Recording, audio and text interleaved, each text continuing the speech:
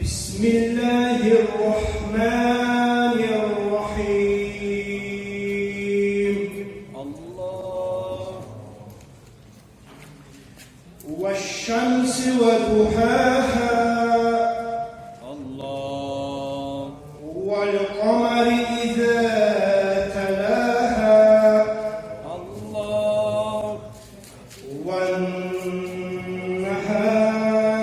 إذا جلاها الله ما شاء الله ما شاء الله والليل إذا يغشاها الله والسماء وما بناها الله والأرض وما طحاها الله ونفس وما سواها الله فألهمها فجورها وتقواها قد أفلح من زكاها الله وقد خاب من دساها الله كذبت ثمود بطغواها الله إذ انبعث أشقاها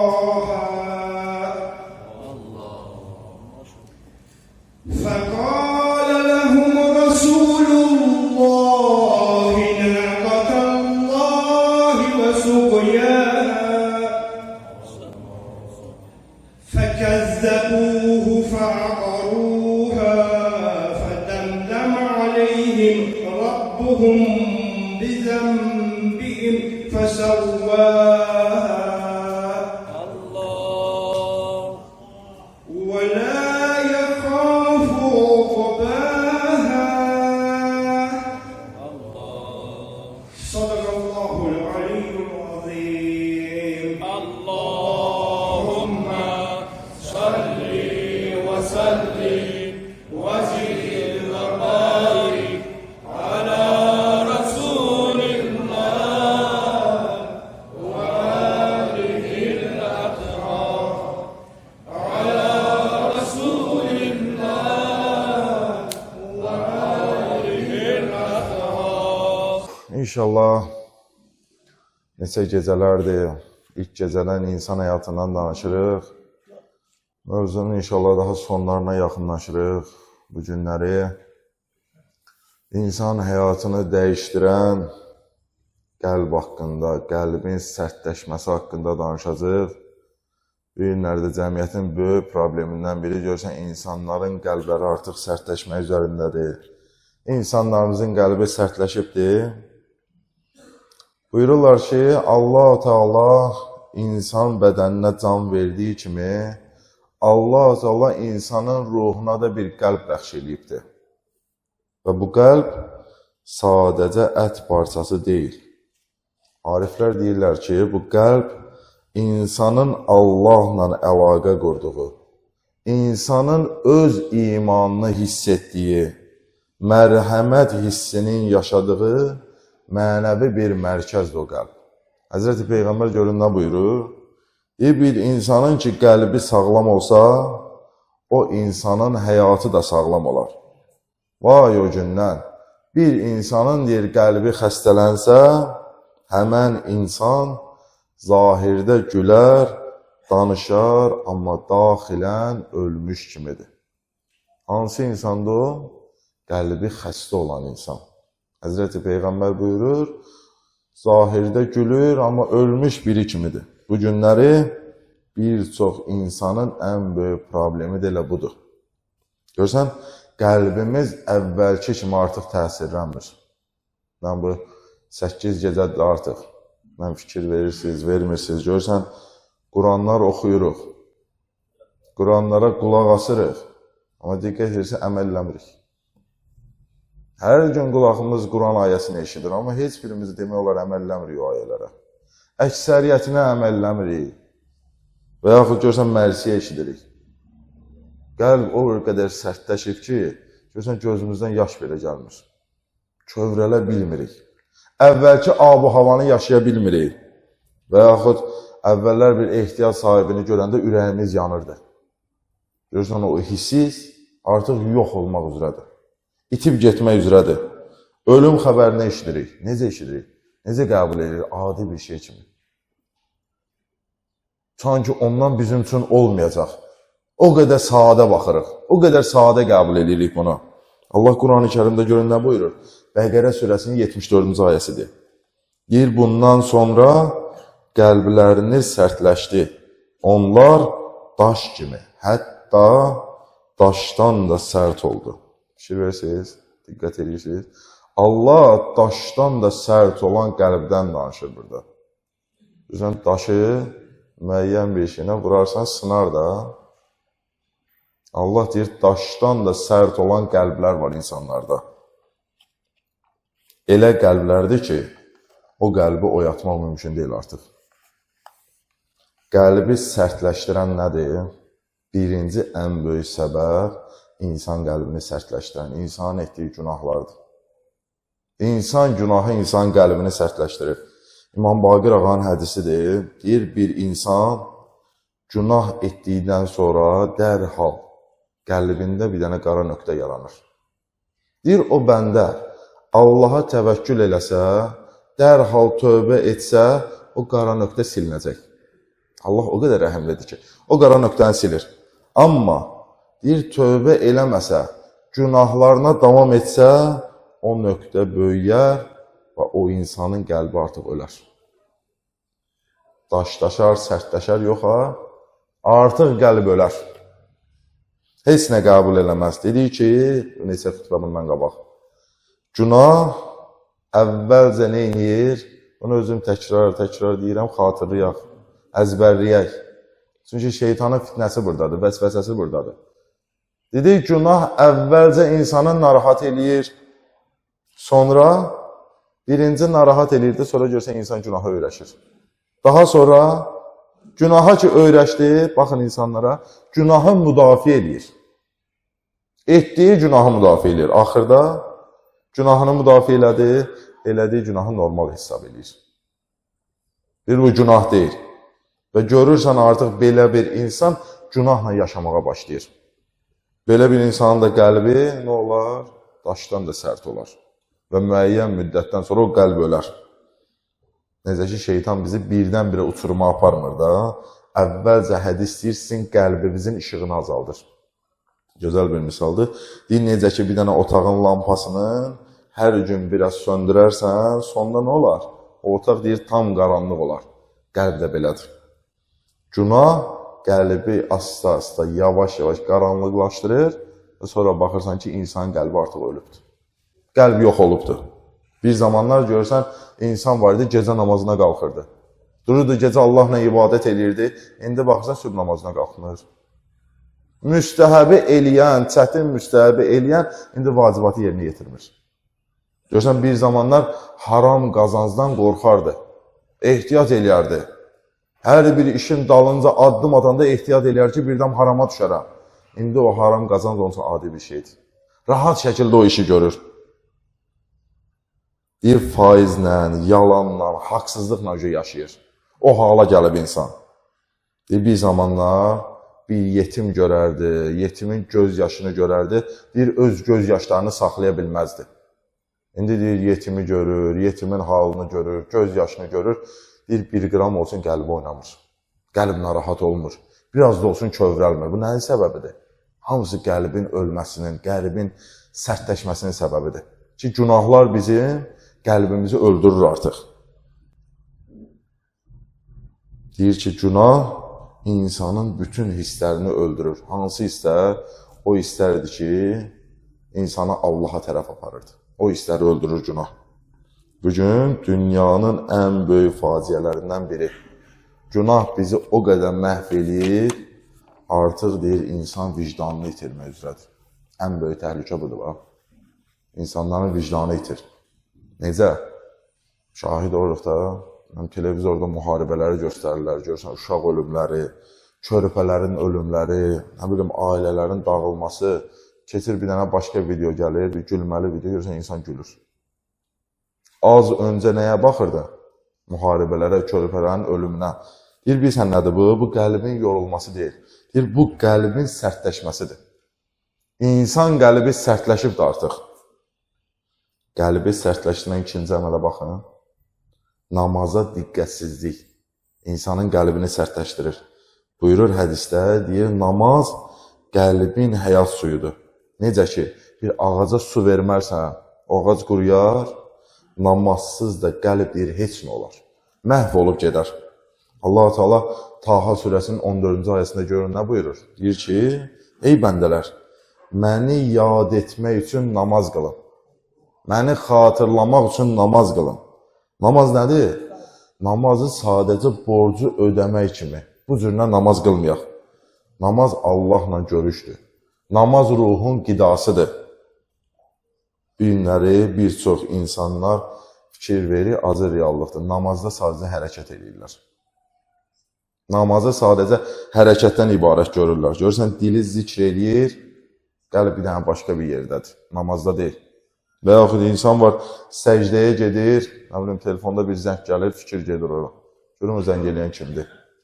Amma səcdədə sən Allahla görüşürsən, ha?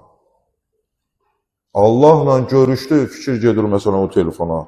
İnsan yazır, bədəni məsciddədir, ruhu dünyanın içində batıb gedir.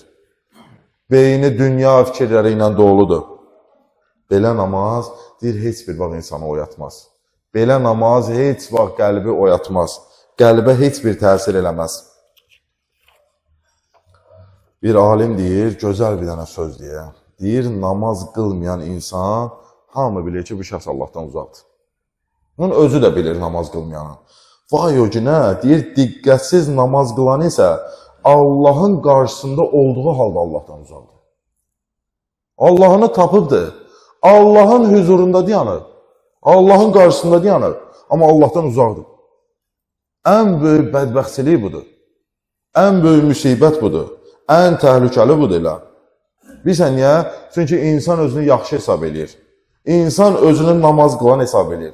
Amma qəlb günü-gündən qaralır. Qəlb günü-gündən sərtləşir. İnsanı uçuruma aparır. Sizə bir dənə düstur deyim namaz haqqında. Deyir, bax, namaza ki diqqət azalsa, insanın dua eləməyi azalacaq. İnsanın duası azalacaq, insan tövbə eləməyəcək. Tövbədən uzaqlaşacaq. Tövbən azalanda, deyir, sənin günahların artacaq. Günaha tərəf meyil eləyəcəksən. Günah artanda, qəlbin olacaq daş.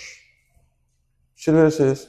Namazdan uzaqlaşmaqla, namaza etinasız yanaşmaqla qəlb getdi oldu daş. Qəlb oldu sərt bir şey.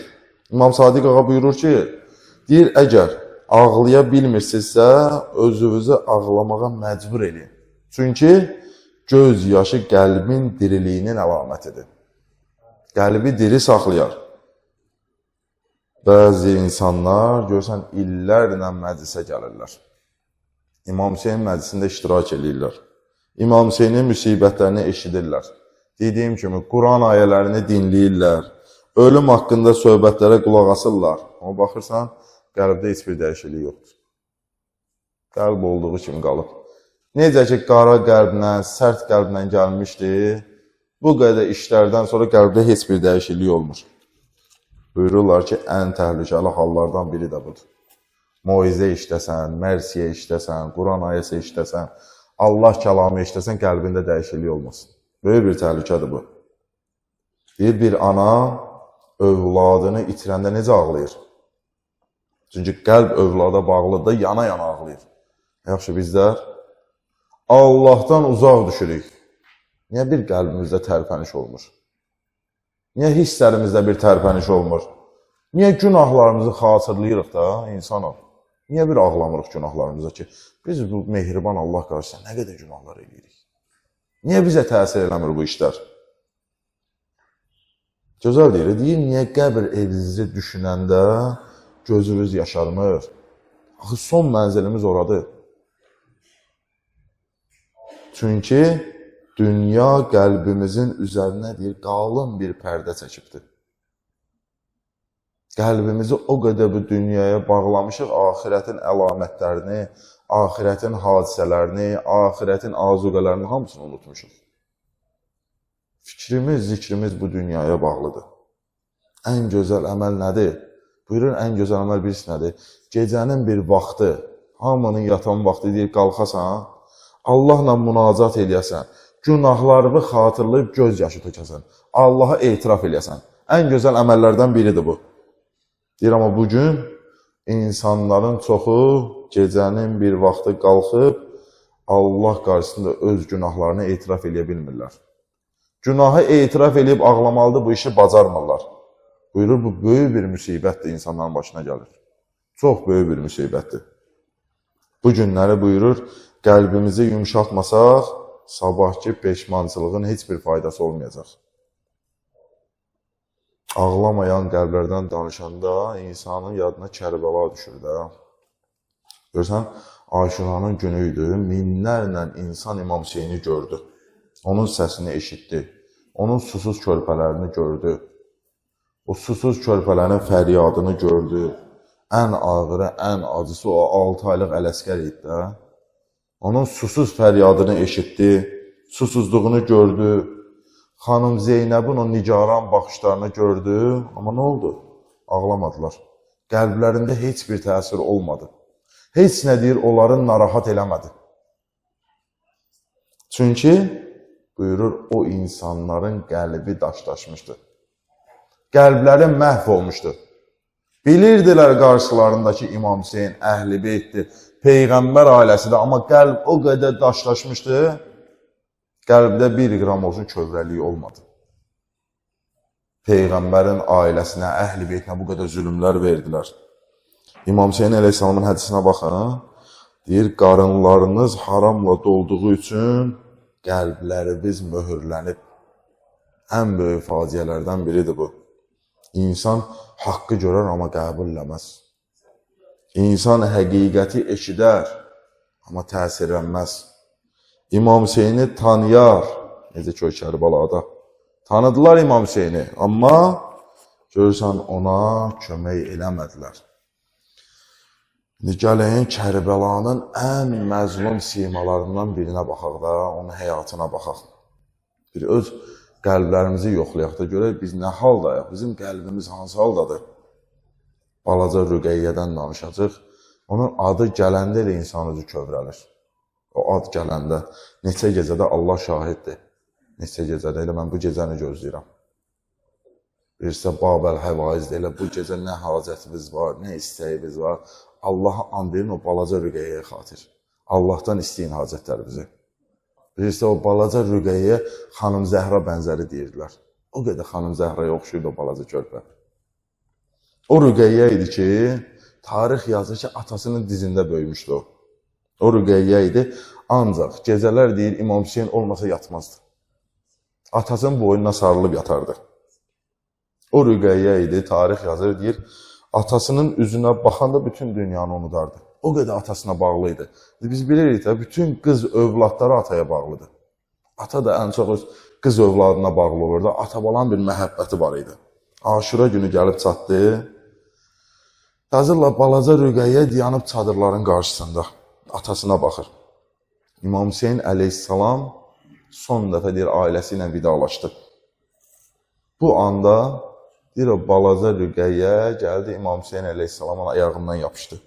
Dedi, atacan, sən bilirsən, axı, mən sənsiz qala bilmərəm. Mən sənsiz yata bilmərəm. Sən olmasan, mən qala bilmərəm. Məni kimə tapşırıb gedirsən? İmam Hüseynin yazırlar, ən çətin anı bu oldu tarixdə. Heç nə cavab verə bilmirdi o balaca Rüqəyyəyə. İmam Hüseyin amma deyir, bu sözlər qəlbini parçalatdı. Şam zindanına çatanda gecələr xanım Zeynəbdən balaca Rüqəyyə atasını soruşurdu. Ki, bibizan, atam hardadır? Nə üçün gəlmir? Heç kəs deyir, cavab verə bilmirdi buna. Sizə bir dənə şəhid qızın hadisəsini danışayım, sonra inşallah zikri müsibət danışaram.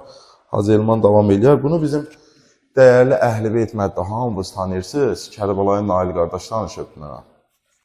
Çox təsirli bir hadisədir. Şəhidimizin həyat yoldaşı danışır. Deyir, mənim 3 övladım var idi. 2 övladım böyük idi. Bir dənə də balaca 4 yaşlı qızım var idi. Deyir, yoldaşım ki, şəhid oldu. Ondan sonra deyir, böyük uşaqlarıma başa sala bildim ki, atamız şəhid olubdur. Deyir, amma balaca balama deyə bilmirəm ki, atan şəhid olubdur. Onu çatdıra bilmirəm ona. Qızım da deyir, hər gün məndən soruşur ki, anacan, mənim atam hardadır? Mən atam üçün darıxıram, niyə atam gəlmir? Deyir, məcbur deyirəm ki, qızım, atan səfərdədir, səbirli ol, gələcək. Deyir, biraz keçir, qızım yenə gəlir. Ana, mən atamı istəyirəm. Deyir, tutur əlimdən, ana danışır bunu. Tutur əlimdən, deyir, məni evi gəzdirir, aparır atasının otağına. Ki, anacan, mənim atam anı. Mən atamı istəyirəm, dinən gəlsin. Deyir, müəyyən bir müddətdən sonra hadisəyə baxın. Ana deyir ki, qızım gəldi. Deyir, anacan, mən bilirəm atam mənim hardadır. Ana deyir, yəqin dedim ki, hardasa xəbərlərdə filan idi. Hardasa görüb də bilir ki, atası şəhid olubdur. Deyir, dedim, qızım, hardan bilirsən sən atan hardadır? Hardadır sən ata? Deyir, mən atama söz istəmişdim, atamdan bir şey istəmişdim. Demişdim, atacan, evə gələndə mənə bir balaca kukla alarsan. Mən kukla istəyirəm. Demişdim, mənə onu alasan. Deyir, atam onu ala bilməyib, ona görə gəlmir. Anasına deyir ki, anacan, atama deyir ki, mən o kuklanı istəmirəm. Atam özü gəlsin, mən atamı istəyirəm. Heç nə lazım deyil mənə. Ana deyir, bu sözdən sonra özümü saxlaya bilmədim. Deyir, astım qızıma danışdım ki, qızım, atan şəhid olubdur. Atam bu dünya ilə vidalaşıb, deyir, qızım ağladı. Deyir, özüm də peşman oldum deməyimə. Deyir, evi otaqları gəzirəm, qızım yoxdur. Deyir, gördüm atasının otağına, qapı aralıdır. Deyir, gördüm daxil olub atası yatan otağa, orada da atanın güşəsini düzəldiblər. Deyir, atasının yatağının üstündə şəkili var atasının. Deyir, gördüm, üzünü qoyub atanın o şəklinin üzərinə, üstünü də örtübdür. Baxıram, şəklinin üstü də göz yaşıdır. Görürəm, balam o qədər ağlayıb, yuxu aparıb balamı. Deyir, bir balaca tərfətim, gördüm, oyanmır. Deyir, keçdim o bir otağa, müəyyən bir müddət keçdi biraz, gəldim, balamı oyadım. Deyir, balamı çaxırıram, səs yoxdur.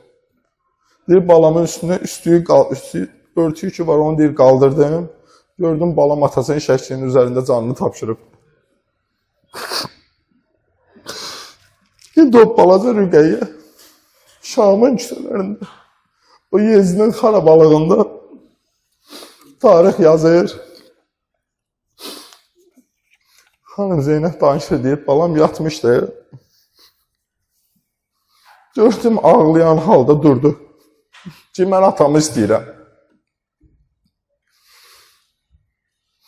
Bir Yezid o nalə səsinə dözmədi. Dedi, o nə istəyir? Afan ona yemək verin. Deyirlər ki, o yemək istəmir. Nə istəyir? Deyir, atasını istəyir. Deyir, aparın, verin atanı. Deyir, nə aparaq, ata var? Deyir, atanın kəsilmiş başını aparın, verin ona. Deyir, bir qabın içində üstülü örtülü halda. Gətirirlər. Qoyurlar xanımın qabağına. Xanım o üstündən örtüyü açır. Görür, atasının üzü, saçı qan içindədir. Deyir, atası ilə razı niyaz eləyir. O balaca körpə. Deyir, atacan, sənin o ağ saçlar və kim qana boyuyubdur?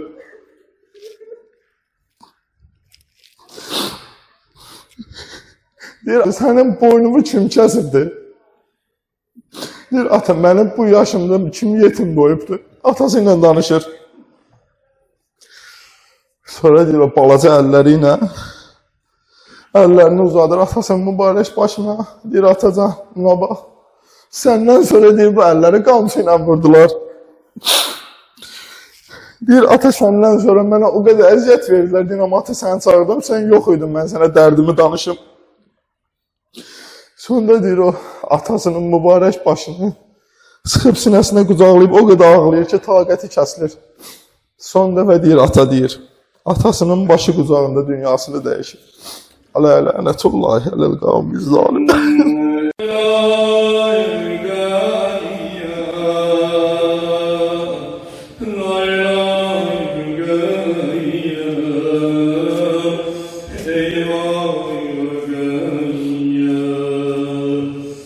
Gördük tabağında kanlı boş, gördük tabağında kanlı boş, ruhsat ettik kanlı yaş, özür kulaklarında yavaş, lay lay gayye, eyvay gayye, lay lay.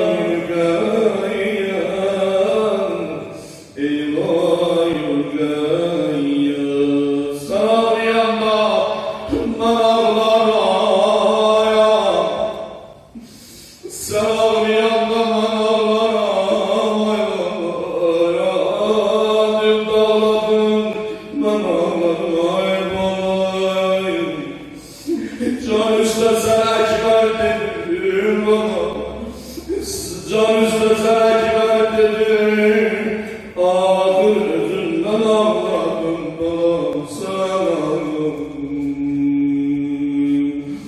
Derbeder khane aram, şamhara firan aram,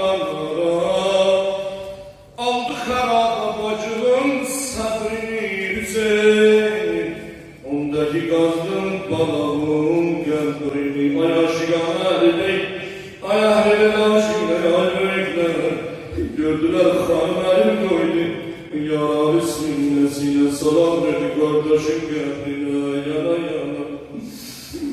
Gülüp garip içer bana, behiş doldu neyle o siz ezaya gelmiş erzey, mezardan bacını kurban, özünü inaya getirmiş ay ay ay ay, sana ben seni su getirmişim güzel, güzel yorganya gelmedin ya, güzel tamam, başlar getirmiş ama bir daha yıllar var, şermendi ya, yorganya gelmedi, yorganya gelmedi, düştüm karama canım,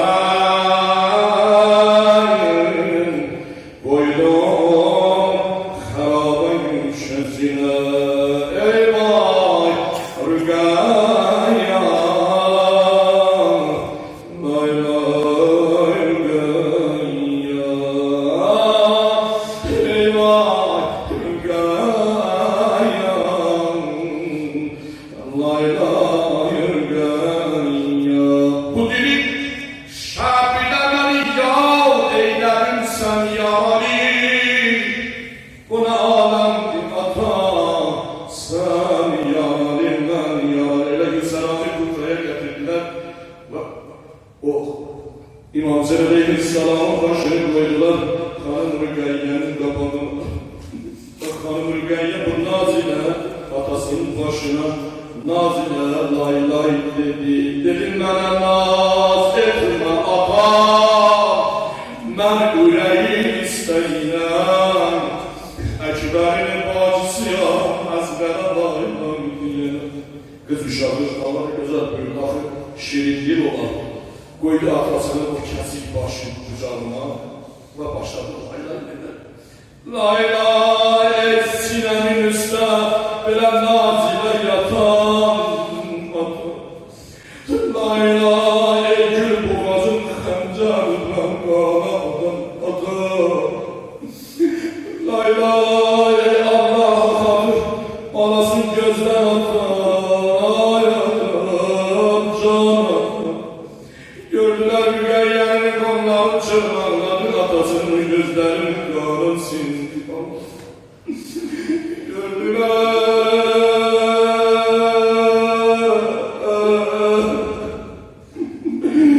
Gördüler Rügeyye qanları çırmanladı, atasının gözləri qanın sindi, külün sindi yana yana.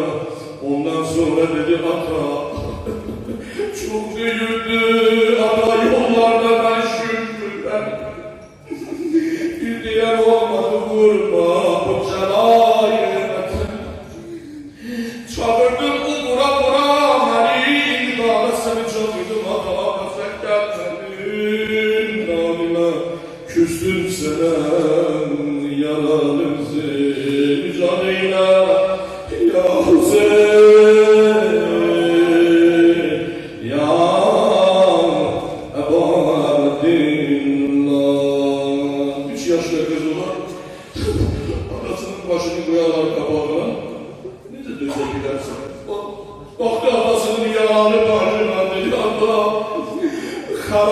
yordu beni. Atacan xarabı yordu beni, yordu. Öldürdü beni, yolda sana ağladım ata. Zalimler hey vurdu beni. Atacan xarabı yordu beni.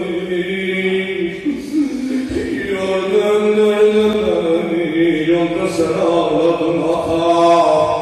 Zalimler hey vurdu beni, vurdu beni, vurdu beni. Allah, Allah. Necə müddətdir olur qareyim. Bir tərib axtarıram dincələ bir an ürəyim. Getmişəm çox qapıya, dərbədən o xain etmiş. Tapmayır dərdə dəvan, mələhəm o uriyan ürəyim. Çox ağladım, Rüqəyyə çox ağladım. Gətirdilər atanın başını qoydular.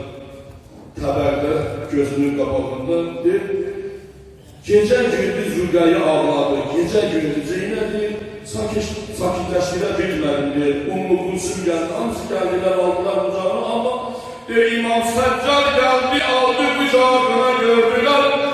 Uşaq deyən mavi, səsi götürür sarayı. Yezidə səs gəldi, yetişdi, mərhuna dedi, o kimdir, dediler, dedi Hüseyin yetim balası. Dediler Hüseyin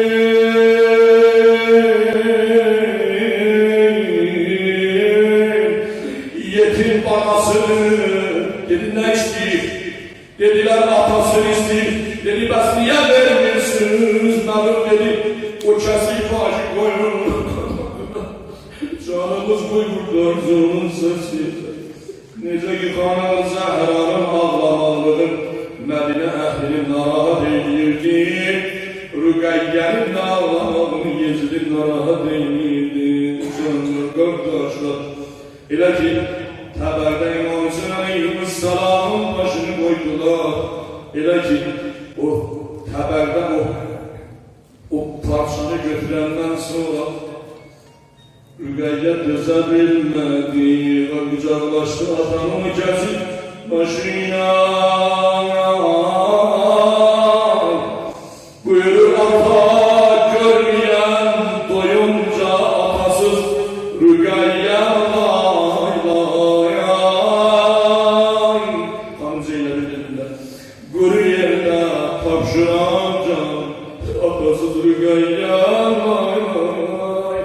Can babam, mən sənə qurban babam. Xeynəsi yanan babam, uca deyinəm ya Hüseyin. Ya Abdillah, ya Aziz Zəhra. Xanım Zeynəb gəldi, gördü uşaq. Kucaklaşıp atanın başıyla ama sesi gelmiyor. Kaldılar yüzünden uşak başını tutuyorsun. Vallahi gassala dedi, bir gassala yoldur. Bir gassala yoldur, balama kusun eylesin. Gassalanı çağırdılar. Gassala kırı gelip diyorlar.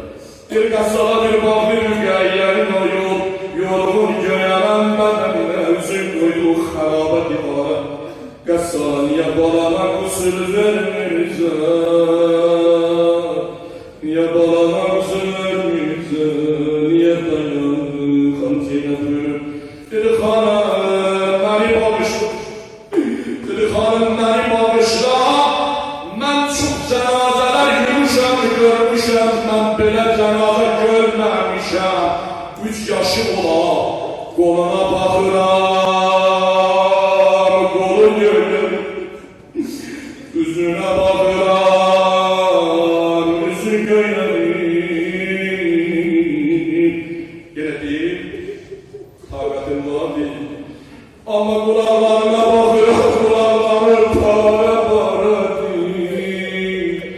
Kulakları para para değil. Allah zəncirə rəhmət kəsilir, bir sirli vurdu deyir. Bir ata, mən elə bir sirli vurduşum, başımdan çıxdı ata.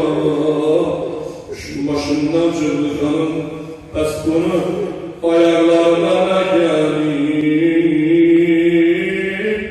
Pes bunun ayaklarına gelir. Uca değilen ya Hüseyin, ya Abdillah,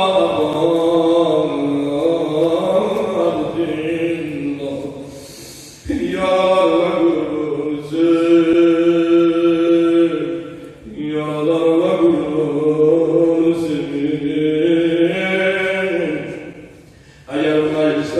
şehit ağaları varsa beni bağışlasın, onda şehitler güzel ölmem dilesin. Rügâye gözümün nuri, işevni yapan sarsa. Rügâye gözümün nuri, işevni yapan sarsa. Yanır sözler anam zahra yakızarsa, yanır sözlerin vardır. Anam zahra yakızarsa, Rügâya ey gözüm nuri, şöyle yakızarsa. Rügâya ey gözüm nuri, şöyle yakızarsa. Yanar sözlerin vardır, anam zahra yakızarsa. Yanar sözlerin vardır, anam zahra yakızarsa. Kızım salma beni derde, bu kadar tökme göz yaşım. Kızım salma beni derde,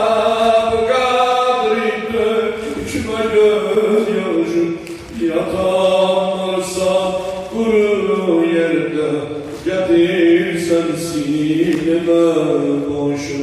Seni kutsan param çok mu, ölüm ister kardeşim. Seni kutsan param çok mu, ölüm ister kardeşim. Gözün yolda kalıp yoksa, acın subra yabanzarsan. Gözün yolda kalıp yoksa, acın subra yabanzarsan. Rügâya ey gözün nuri, şöyle yabanzarsan. Rügâya ey gözün nuri, şöyle yabanzarsan. Yanar sözlerin vardır, anam zahra yakızarsa. Yanar sözlerin vardır, anam zahra yakızarsa. Kızım çok ağlama, sabret hubari eyleme giryan. Kızım çok ağlama, sabret hubari eyleme giryan. Sen esra'yla ana affedir affet. Rügâyesine bedrgen bülbül Zeynep sana kurban. Rügâyesine bedrgen bülbül Zeynep sana kurban. Melek sen ya cihuri sen, gözün hura yabanzarsın.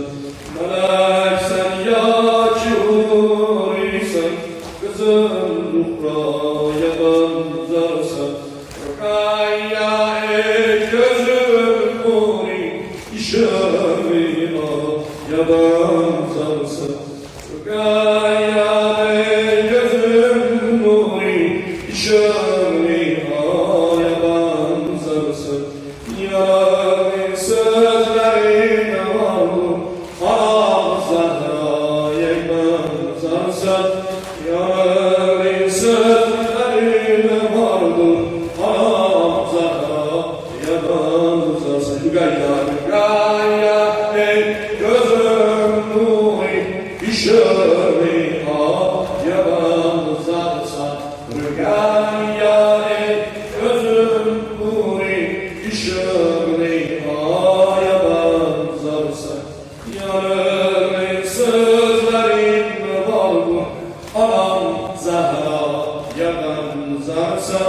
yanır sözlerin vardır. Anam zarra yarım zarsa yatanlarsa kuru yerde çekilsen çok kızım zillet. Hatamdan ayrılan günden sana yoktur eder dönmek.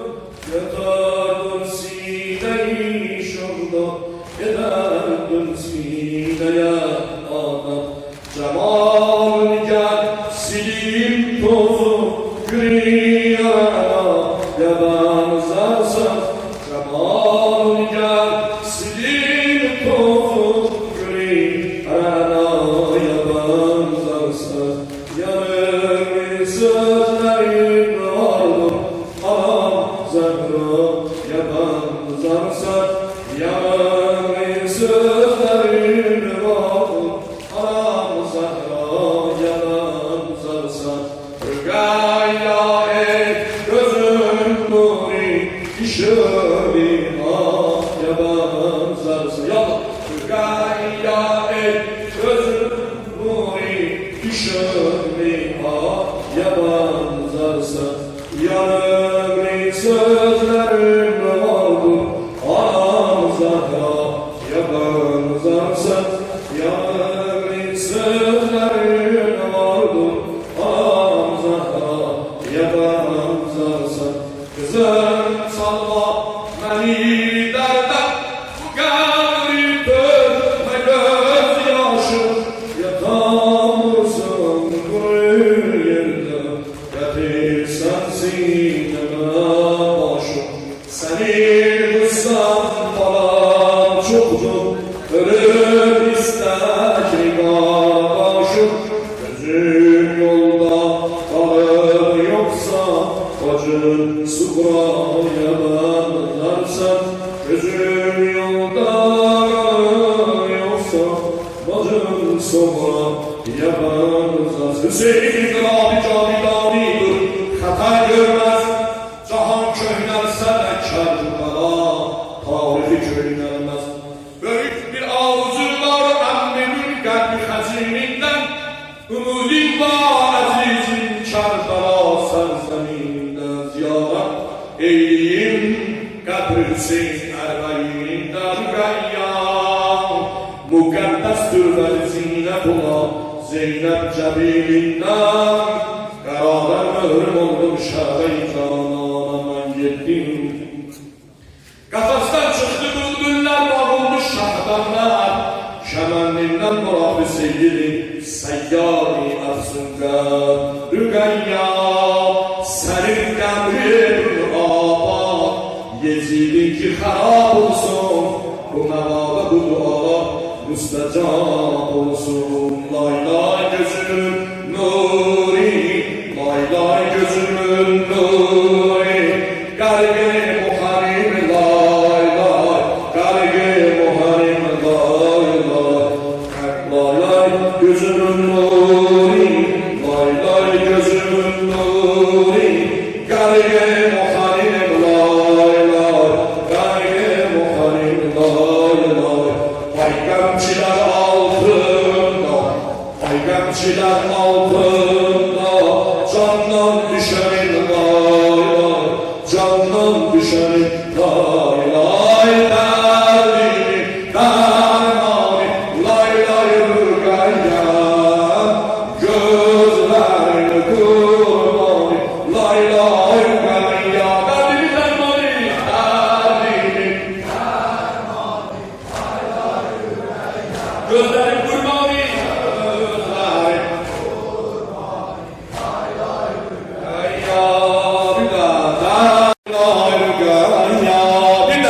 dermani lay lay rügayyem. Gözlerini kurmani, gözlerini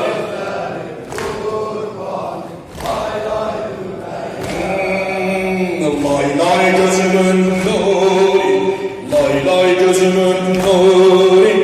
Garge muharim lay lay, garge muharim lay lay. Paygamçiler altında, paygamçiler altında. Candan düşerim lay candan düşerim lay lay. Derdimin dermanı lay lay lay ya. Gözlerim kurbanı lay lay lay ya.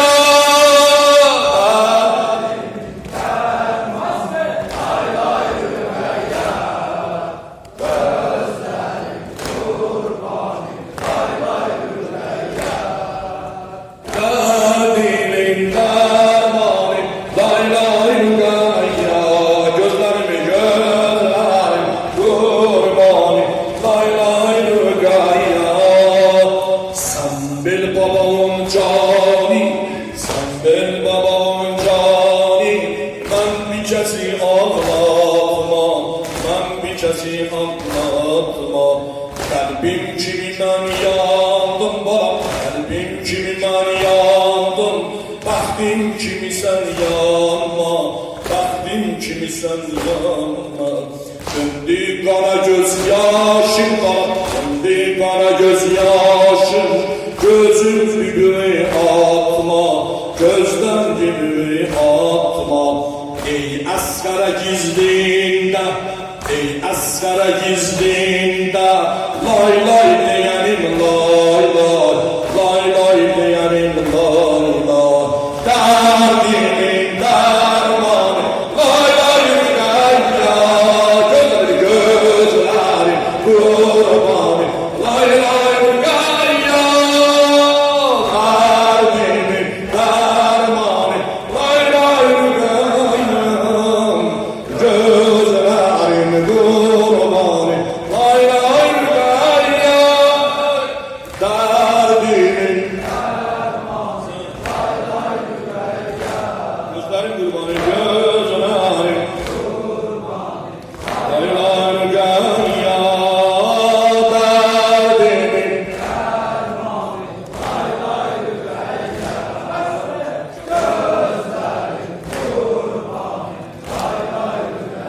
sen düşman bu başa fatih, düşman bu başa fatih. Yoldaş sana taş vurdu, yoldaş sana taş vurdu. Bazısı vurulmuş, bazısı yavaş vurdu. Geldim dile tabilme, geldim sana baş vurdu. Mehmani gelen vakta, mehmani gelen vakta. Halden giderim lay lay, halden giderim lay lay. Derdim dermanı lay lay rüyam. Gözlerim kurbanı lay lay rüyam. Beş gün ara, Karbala diyorsun.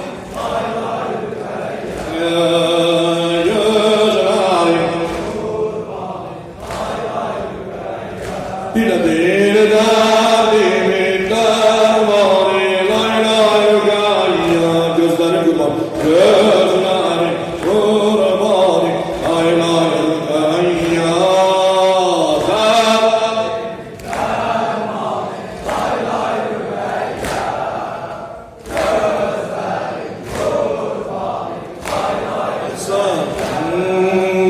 Sensiz sarılıp sollan, sensiz sarılıp sollan. Yandan başımı yollan, Zeynep güzelini, Zeynep güzelini. Kassale özüm ollan bana, kassale özüm ollan. Sensiz sarılıp sollan, sensiz sarılıp sollan. Tozlu tele baktıkça, tozlu tele baktıkça. Yandan başımı yok, yandan başımı yok. Derdimin dermanı lay lay lay. Gözlerim kurban lay lay lay. Derdimin dermanı lay lay lay. Gözlerim kurban lay lay lay. Derdimin dermanı lay lay lay.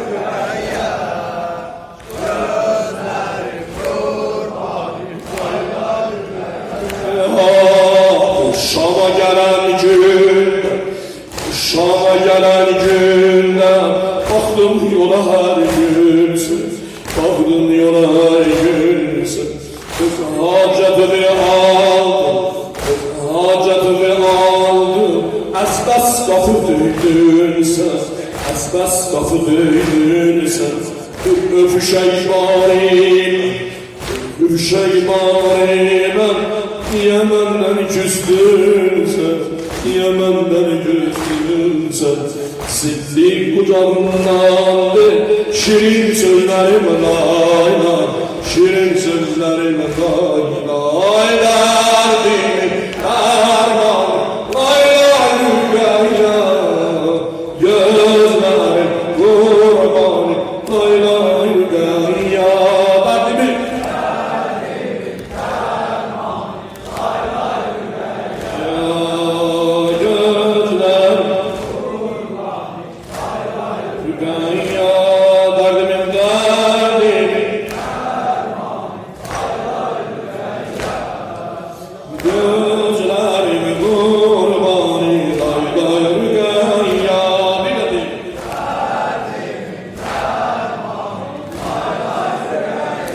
Eşkine gözlerim kurbanı lay lay rüyaya, derdimin dermanı lay lay rüyaya, gözlerim kurbanı lay lay rüyaya. Yallah! Sen bil babamın cani, sen bil babamın cani. Ben bir kesi ağlatma, ben bir kesi ağlatma. Kalbim kimi ben yandım, kalbim kimi ben yandım. Bahtım kimi sen yanma, bahtım kimi sen yanma. Döndü kana göz yaşım, döndü kana göz yaşım. Bir esvere gizliğinde lay lay diyelim lay lay, derdimin dermanı lay lay rüyaya, gözlerimi kurbanı lay lay rüyaya. Yallah!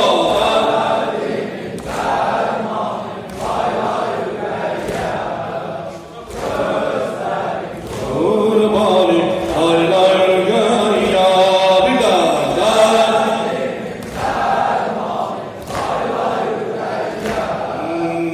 gözlerim kurbanı lay lay rüyaya.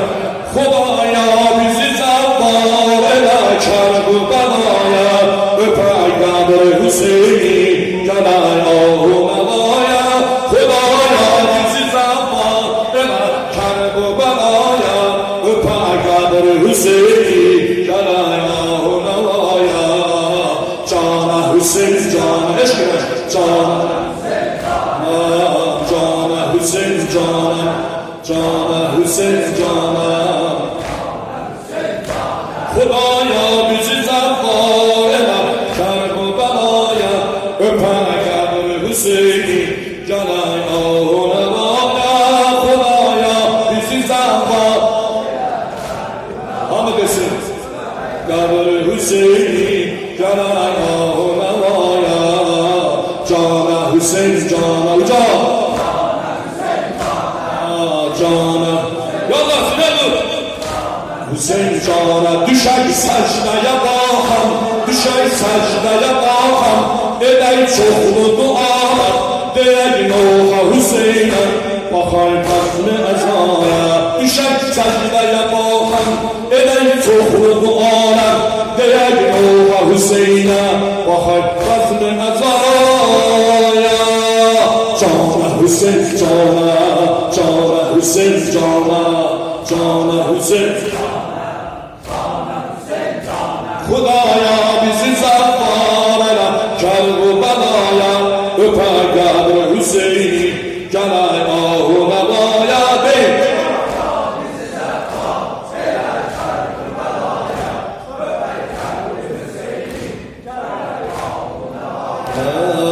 Cana Hüseyin cana, Cana Hüseyin cana, Cana Hüseyin cana. Düşer yağda o güller, hanım Zeynep'in ağlar. Düşer yağda o Zeynep, hanım Zeynep'in ağlar. Gelir ahu fegara, bakır kanlı minare. Görür güneşi Hüseyin'i, görür neşi Hüseyin'i, batıdı kavla saralsa.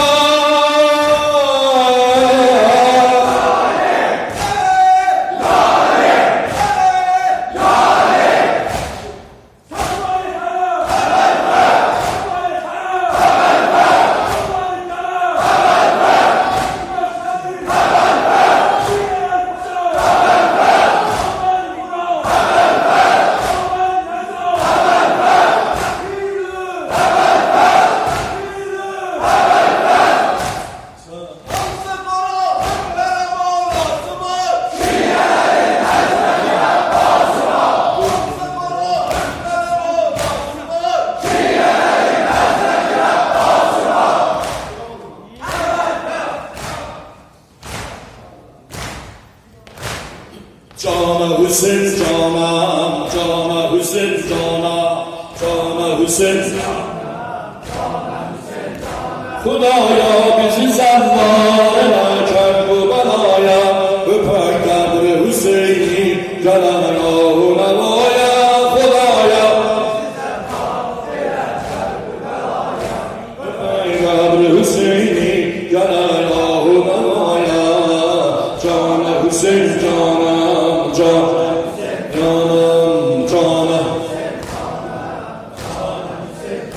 Hitap etti o Zeynep benim taze cavan, hitap etti o Zeynep benim taze cavan, kalır istikamızda olur ruhi naman. Hitap etti o Zeynep benim taze cavan, kalır istikamızda olur ruhi naman. Susuz kestiler başı, kanım tökdüler eyvah, nece bir düzerik bəsdiler cumhur cefaya. Cana Hüseyin cana, cana Hüseyin cana, cana Hüseyin cana, cana Hüseyin cana. Hudaya bizi zaffar ele, öpen kadri Hüseyin'i, Celal-ı Nevaya. Hudaya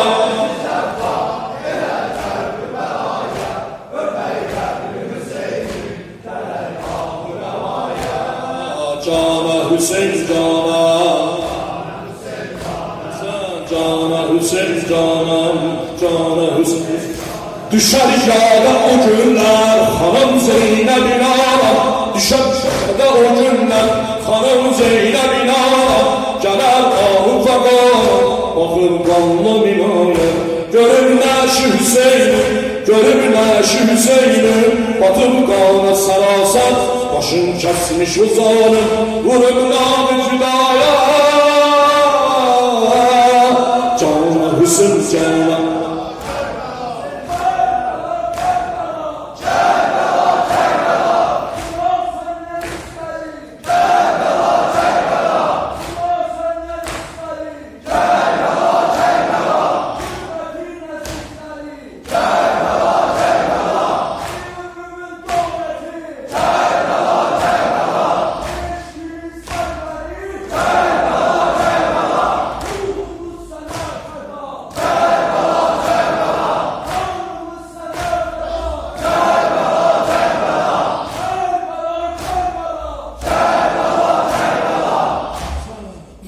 Hudaya bizi zanlar Kerbela'ya, öper kadri Hüseyin'i, Celal-ı Nevaya.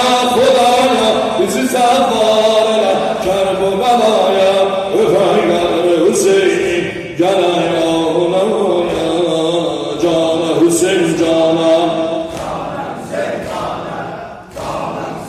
Hasan cana Hüseyin cana. Edip cismini vuruyan o toprakların üstü, edip cismini vuruyan o toprakların üstü, kalır ıslıkımızda olur yağlar ipeyken. Biri söyler atam var, biri söyler oğul var, birin kardeşine eyvah çıkanlar sonaya. Cana Hüseyin cana, cana Hüseyin cana, cana Hüseyin cana. Hudaya bizi zanlar ele Kerbela'ya, öper kadri Hüseyin'i, Celal-ı Nevaya. Hudaya bizi zanlar ele Kerbela'ya,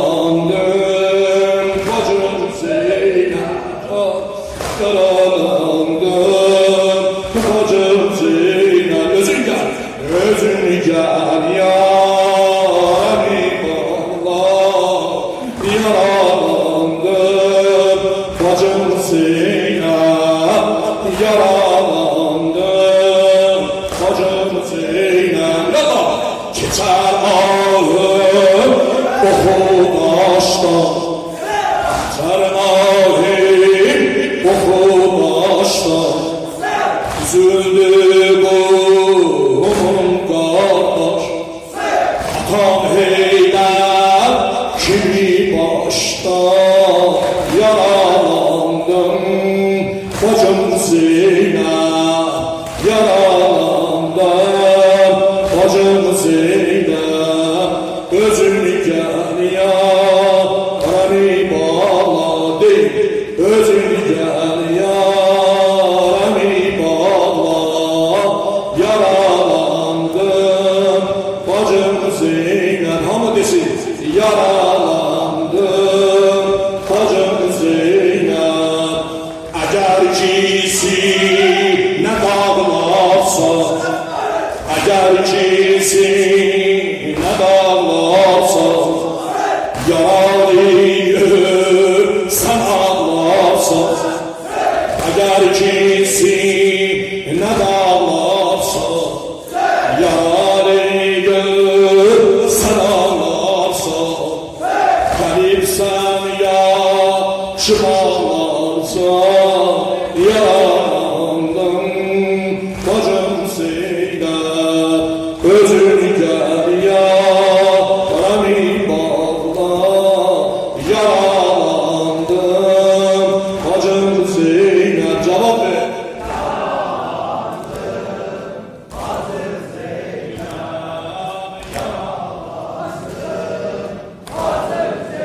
Yala oğul yok ses diyen dağda, oğul yok ses diyen dağda. Bugün de senin dağda, oğul yok ses diyen dağda. Bugün de senin dağda. Haber tutun gelen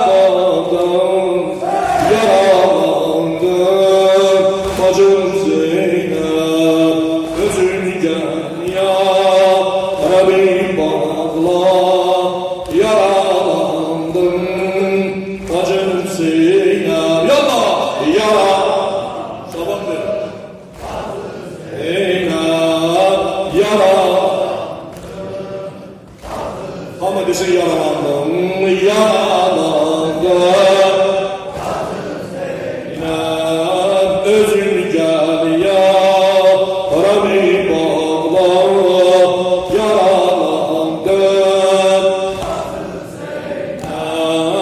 yaralandım bacım Zeynep. Yalla Peygamberin külü soldu, Peygamberin göle soldu. Tamamen gafile doldu. Peygamberin göle soldu. Tamamen gafile doldu. Bana ölmek yakin oldu. Yaralandım bacım Zeynep. Yaralandım bacım Zeynep. Güzel. Yaralandım bacım Zeynep. Eşkine Karbaladan diyorsun. Zeynep yaralandım. Cevap ver. Zeynep yaralandım bacım Zeynep. Yok ölüm ensar alamdari. Ölüm ensar alamdari. Şırk olsun alamdari. Ölüm ensar alamdari. Şırk olsun alamdari. Sen ol benim panahdarim. Yaralandım bacım Zeynep. Yaralandım yaralandım bacım Zeynep. Özün gel yarami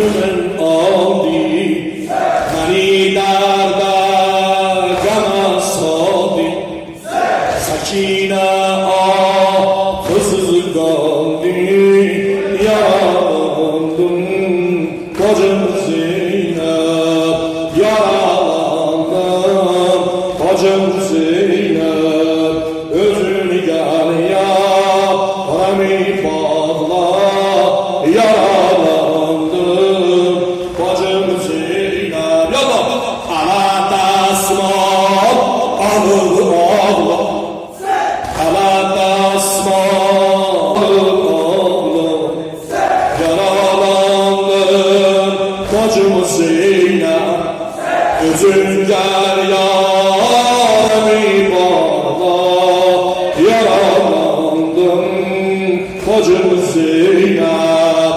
Özün gel yarimi bana, yaralandım bacım Zeynep. Eğer ki sinə dağlarsan, eğer ki sinə dağlarsan, yaralı gör sen anlarsın. Eğer ki sinə dağlarsan, yaralı gör sen anlarsın. Gelipsen yaxşı bağlarsan, yaralandım bacım Zeynep, yaralandım bacım Zeynep.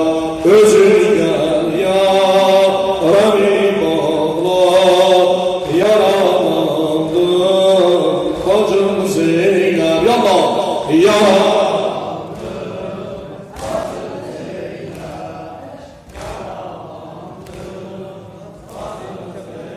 Hoş gelmişsen baba, kurban olum sana. Hoş gelmişsen baba, kurban olum sana.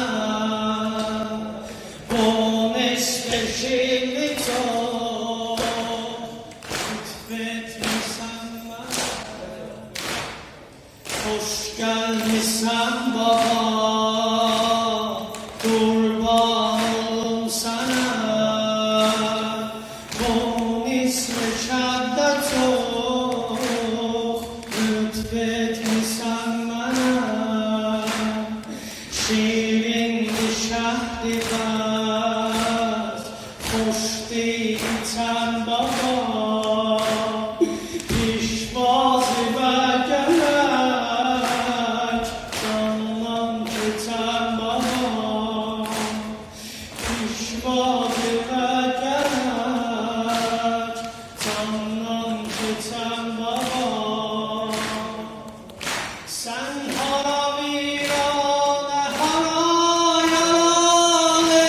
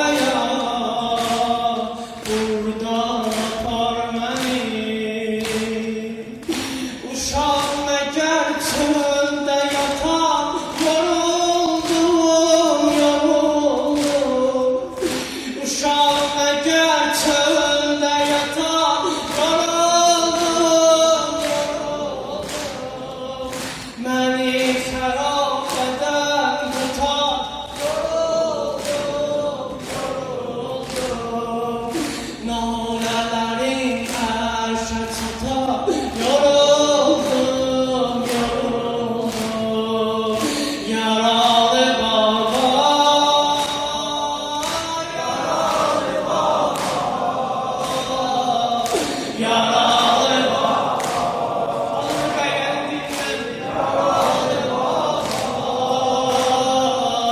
yaralı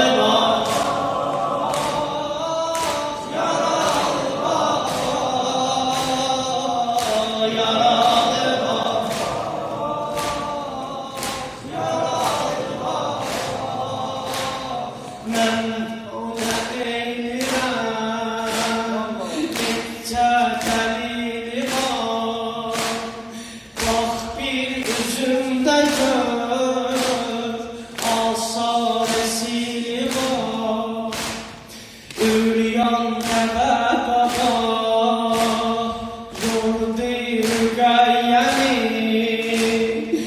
İstirdi öldürə Zəcri qəniməni Zəcrilə bu hər mələdən qorxuram, qorxuram Zəcrilə bu hər mələdən qorxuram, qorxuram Şimri səman həl-hələdən qorxuram, qorxuram Hər gecə bir məsələdən qorxuram, qorxuram Baba quşuma rəmi aldılar, eyvah, eyvah Baba quşuma rəmi aldılar, Ay məni at qabanına saldılar Eyvah, eyvah Məni at qabanına saldılar Eyvah, eyvah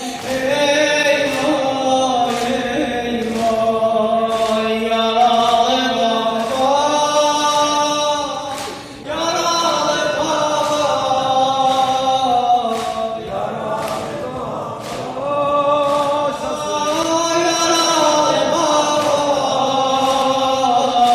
Yaralı baba Axır bəndində yenə sənə qurban Yaralı baba Yaralı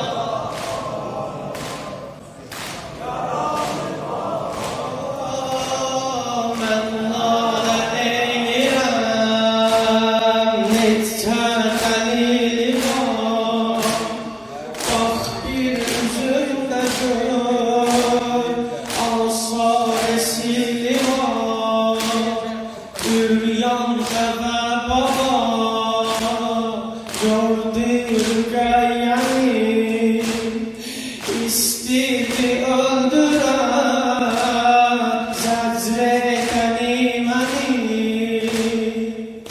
Zəcrilə bu hər mələdən qorxuram, qorxuram Zəcrilə bu hər mələdən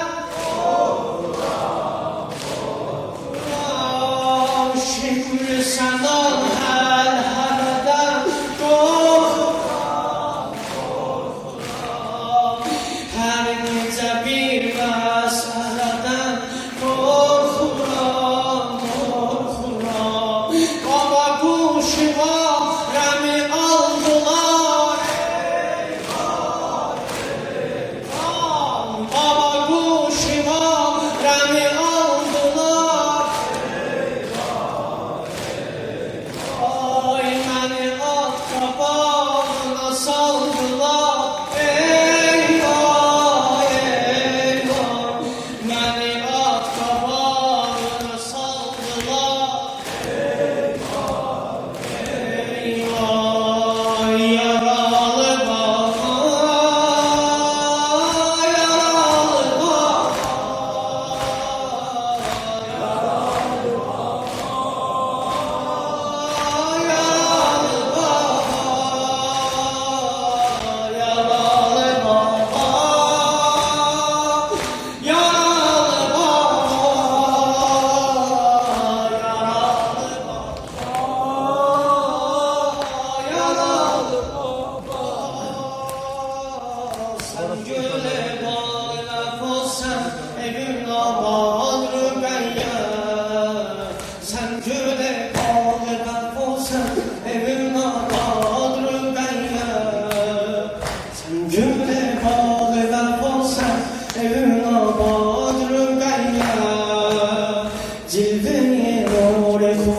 olsan evin abad rüqayya Nəbəyi xayrın nisalsan evin abad rüqayya Sən hami dərdə dəvasan evin abad rüqayya Sən hami dərdə dəvasan evin abad rüqayya Rüqayya can, rüqayya can Rüqayya can, rüqayya can Rüqayya can Hamı demir rüqayya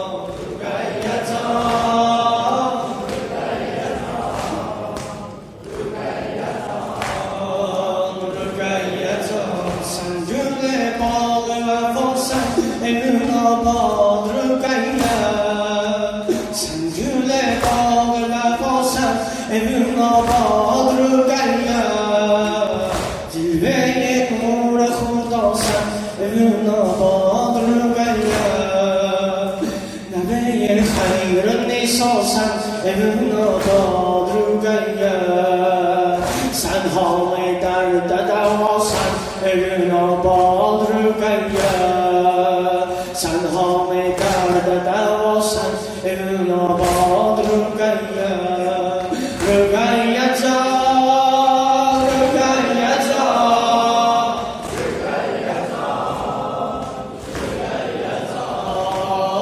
Rüqayya can, rüqayya can Rüqayya can, rüqayya can Bir də sənətim var Rüqayya can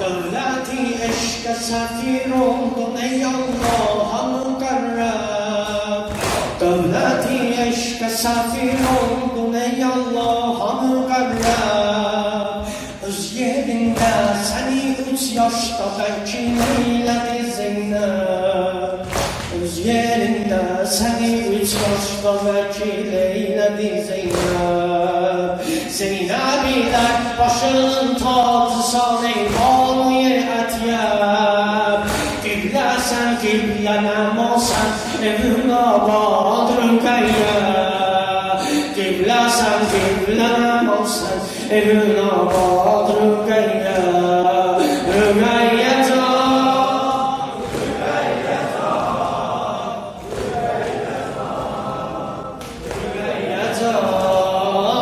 rüqayya can Rüqayya can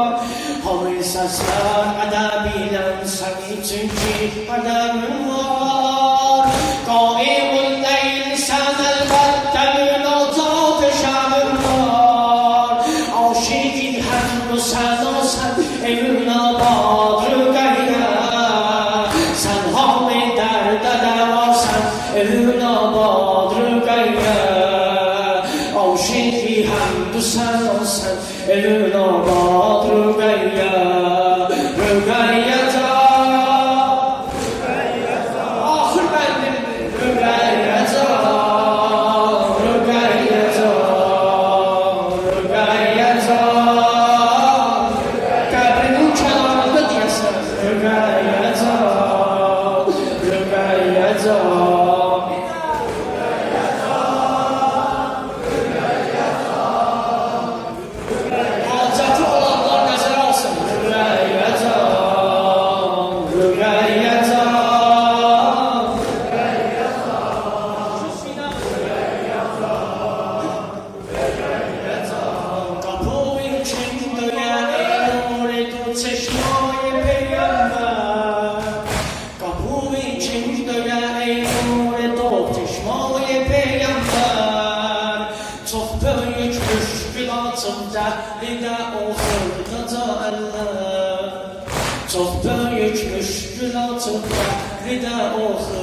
canender. Bizi de gel eli boş salma yola ey Gülü Heydər. Bizi de gel eli boş salma yola ey Gülü Heydər. Sen xanım kanı ətasən elin abad rüqeyyər. Sen hani dərdə dəva